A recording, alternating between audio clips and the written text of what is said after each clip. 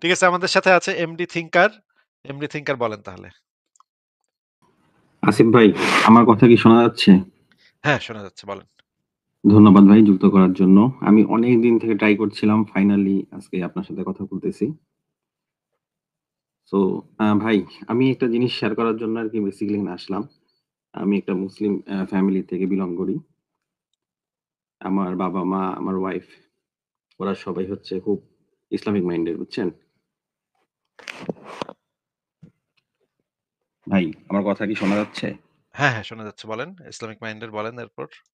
So আমি অনেকদিন থেকেই আপনার ভিডিওগুলো দেখি। সো একসময় আপনাকে আমার খুব রাগ হইতো আপনার উপর। মনে হইতো আপনি নাস্তিক।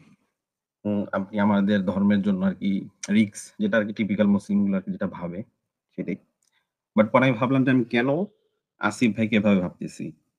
উনাকে তো আমি আগে থেকেই আমি একটা পক্ষকে মানে কি বলবো? পক্ষের সাপোর্ট নিয়ে ভাবতেছি আপনাকে, রাইট? যার কারণে আমি আপনাকে আরকি খুব হেট করতাম। পরে আমি একটা নিউট্রাল জায়গা থেকে ভাবা শুরু করলাম যে না, আসলে আমার একটা মাঝখানে একটা রাস্তাতে থেকে দেন ভাবতে হবে যে আসলে কোনটা সত্য আর কোনটা ভুল।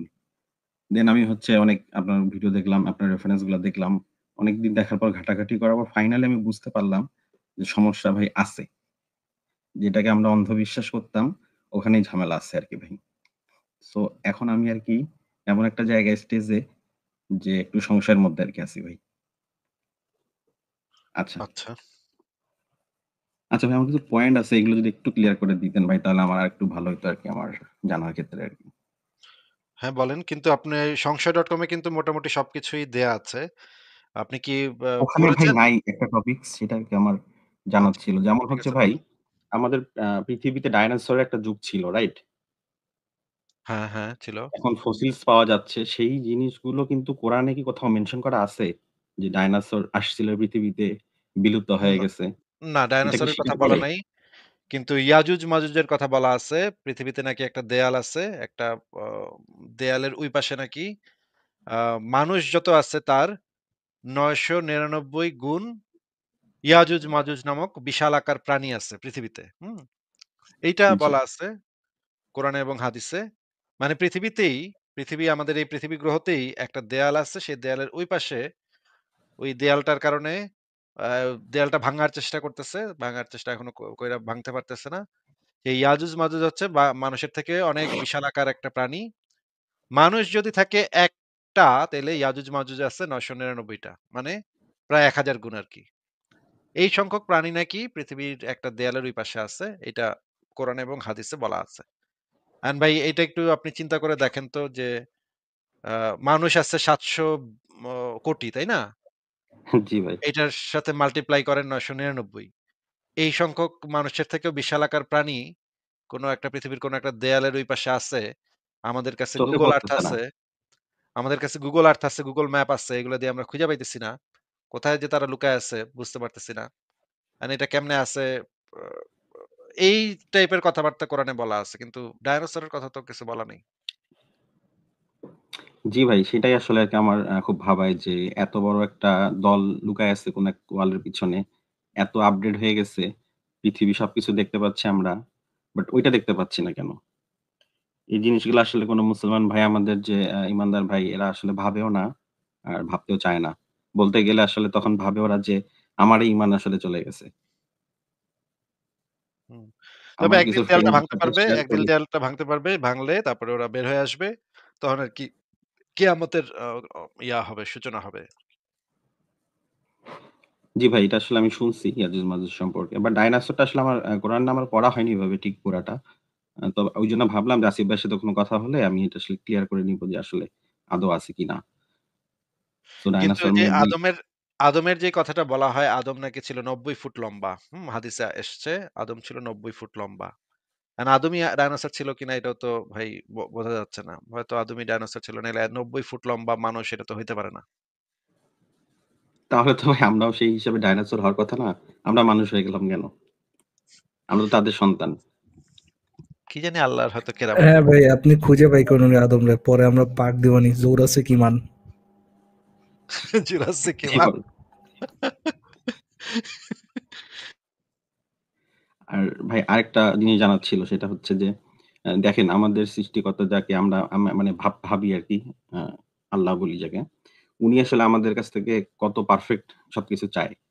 মানে আমরা হচ্ছে কোন দিকে নামাজ পড়বো, কখন পড়বো, টাইমিং এর ব্যাপারে, রোজা কখন রাখবো, ঈদ কখন করবো, ঈদে কি সূরা পড়বো, কোন দিকে তাকে কি করবো। মানে কত পারফেকশনিস্ট উনি আরকি। বাট উনার হচ্ছে নির্দেশনাগুলো দেখেন কত এলোমেলো। কোরআনের মধ্যে কোন একটা জিনিস ভালোভাবে বলা নেই। পারফেক্টলি আরকি বলা। অথচ উনি আমাদের কাছ থেকে আউটপুটটা চাচ্ছে কত পারফেক্টলি। এই জায়গাটাতে আমার আসলে খুব মানে থাকে আরকি, সংশয় থাকে অলওয়েজ। এই ব্যাপারে কিছু বলবেন নাকি ভাই? ফারাজ ভাই কিছু বলবেন? না ভাই, আমার কিছু বলার নেই এই বিষয়ে। আ এমনি থিংকার ভাই আপনি বোধহয় যেইভাবে চিন্তাভাবনা করতেছেন, আপনি নিজেই এই প্রশ্নগুলোর উত্তর নিজেই আসলে খুঁজে বের করতে পারবেন। আমাদের আসলে আপনাকে উত্তর দেওয়ার তেমন একটা আমি প্রয়োজন দেখতেছি না। আপনি নিজেই ঘাটাঘাটি করেন, নিজেই ঘাটাঘাটি করে নিজেই এই প্রশ্নগুলোর উত্তর বের করেন। সেটা আপনার জন্য আরো ভালো হবে। আপনার ঘাটাঘাটিটাও হবে এবং যাচাই করে দেখাটাও হবে। এইটাই আপনার জন্য সবচাইতে ভালো পদ্ধতি। আপনি এইটা ফলো করেন। হ্যাঁ? ভাই আসলে আমি আমার ওয়াইফ এর সঙ্গে এগুলো শেয়ার করি যখন, ও আসলে আমাকে মোটিভেট করে এভাবে যে, "না তুমি আসলে ভুল পথে আছো। এগুলা বলতেছো, এগুলা ঠিক না। তোমার ঈমান আসলে ঐরকম স্ট্রং হয়নি এখনো। দ্যাটস হোয়াই তুমি এগুলা বলতে পারতেছো।" ইমান বাট স্ট্রং হয় নাই এই কথাটার মানে কি? আমি মানে একটু যদি আপনি আমাদেরকে বুঝায় বলতেন। ইমান মানে অন্ধবিশ্বাসটা ইমান মানে আমি তো বুঝি ভাই অন্ধবিশ্বাস। অন্ধবিশ্বাসটা স্ট্রং হয় নাই তুমি এই কথাটার মানে মানে সে কি নামাজ আসলে? পড়ে, মানে সে নামাজ পড়ে একটা শান্তি পায়। যার কারণে তার কাছে কোন কিছু সন্দেহ আসে না, তার চোখে পড়ে না। হ্যাঁ, সে আমাকে এভাবে মানে আরকি অন্ধবিশ্বাসটা এত মোটিভেট স্ট্রং করে। করতে হবে যেন আর কোন প্রশ্ন মাথায় না আসে, কোন ধরনের সন্দেহ মাথায় না আসে নাকি? হ্যাঁ, ভাই অনেকটা এরকম। সে বলে যে সে নামাজ পড়লে অনেক ভাই, শান্তি পায়, তৃপ্তি ইমানের পায়। বায়োগ্রাফ বের করা উচিত ভাই। ইমান সবসময় সটিয়া থাকবে। কোনো প্রশ্ন আসবে না। ভাই ফারাজ ভাই একটা ইয়া আছে না? এই যে ভিডিও আছে না? এই যে ইমানের সংজ্ঞা বলতেছিল যে এই যে পিচ্চি হুজুরটা, ছোট হুজুরটা সেটা একটু চালাইবেন নাকি? এটা কোথায় আছে? কোনটা কোনটা ভাই? ওই যে পিচ্চি আহ, একটা হুজুর যে ইমানের সংজ্ঞা দিচ্ছে। আ ইমান, যুক্তিবিদ্যা, দর্শন এগুলা যে খেয়াল খেয়াল নাই তো ভাই, কোনটার কথা কইতেছেন? যুক্তিবিদ্যা, দর্শন, শোনা আগা মুমিনে ছিল নাকি ভাই কোনটা? আচ্ছা দাঁড়ান আমি দেখি। ইমান মানে যে অন্ধবিশ্বাস মানে আমাদের যে গায়েবে অন্ধবিশ্বাস করতে হবে। এই টাইপের একটা ইয়া ছিল না? ভাই কতগুলা মনে মনে রাখা যায় ভাই, ওটাও তো একটা টাফ বিষয়। আপনি একটু নামগুলা একটু ঠিক কইরেন। এখানে যে ইয়াগুলা আপলোড করছেন নামগুলা একটু ঠিক কইরেন। নাইলে খুঁজে পাওয়া মুশকিল হয়ে যায়। এই যে 1, 2, 3, 4, 5, 6 এরকম নাম থাকলে তো বিরাট ভেজাল লেগে যায়। এইখানে ভাই নাম ঠিক করা আছে, এখন সবগুলোরই নাম নাম দেওয়া আছে আই থিংক, দুই একটা ছাড়া। আচ্ছা, ঠিক আছে। ওইটা এখন পাচ্ছি না যে ঠিক আছে পরে পাইলে আমি দেখায় দিবনে। ইমানের সংজ্ঞাটা হচ্ছে অন্ধবিশ্বাস। ইমান বলতে আসলে অন্ধবিশ্বাসটাই বোঝায়। এটা আলেমরাও বলে যে ইমান জিনিসটাই হচ্ছে একটা অন্ধবিশ্বাস। অন্ধবিশ্বাস করতে হবে। ও এখন আচ্ছা, ওইটা ভাই ইয়ে না, ভিডিও না ওইটা, মানে এইখানে ভিডিও না, ওইটা হচ্ছে ভাই ইয়ে থেকে দেখাইছিলাম। ওটা হচ্ছে আমার ড্রাইভ থেকে দেখাইছিলাম ভাই। ও আচ্ছা, আচ্ছা। ঠিক আছে। দেখাবো ইমানের ওই ওইটা ড্রাইভের ইয়েটা দেখাবো। হ্যাঁ, ওইটা যদি দেখাতে পারেন তাহলে এইখানেও আপলোড করে রাখেন। তাইলে আমরা পরে হ্যাঁ হ্যাঁ, ব্যবহার ওটা করব। ঠিক আছে ভাই, এটা রাখবো নি। আচ্ছা ফরাজ ভাই, একটা প্রশ্ন ছিল ভাই আপনাকে আরকি। আপনি তো মেডিকেল সেক্টরে মেবি আছেন। সো অনেক হ্যাঁ? ডাক্তারকে দেখি। তাই নাকি? ফারাজ ভাই আপনি মেডিকেল সেক্টরে নাকি? না ভাই তো অনেক জ্ঞান হ্যাঁ রাখে। হ্যাঁ ভাই, আমি মেডিকেল সেক্টরে ভাই, হ্যাঁ ঠিক কইছেন, শুনলাম আর মানলাম। না ফরাজ ভাই, আমার প্রশ্নটা হচ্ছে এরকম যে অনেক দেখবেন হুজুর ডাক্তার আছে যারা আসলে খুব কট্টর টাইপের আরকি, এগুলো বিশ্বাস করে। সবকিছুই বিশ্বাস করে A to Z, গোগ্রাসে খায় একদম। তো তারা তো অনেক বড়, বড় ডাক্তার। সো তারাও অনেক সময় প্রেসক্রাইব করে, ধরেন যে নামাজ পড়বেন ৫ ওয়াক্ত, পড়লে আপনি সুস্থ হয়ে যাবেন। হ্যাঁ, ডাক্তার হওয়ার জন্য তো কোনো ডাক্তার বলে না যে ভাই আপনার ডাক্তারিতে বিশ্বাস করতে হবে, অন্য কোনো ধর্মে আপনি বিশ্বাস করতে পারবেন না, বিশ্বাস করলে আপনার কল্লা উড়াই দেওয়া হবে, এরকম কোনো ডাক্তারি পেশার মধ্যে তো এরকম কিছু নাই। যদি এরকম কিছু না থাকে তাহলে তো ভাইয়া কেউ পার্সোনাল কোনো কিছু বিশ্বাস করতেই পারে।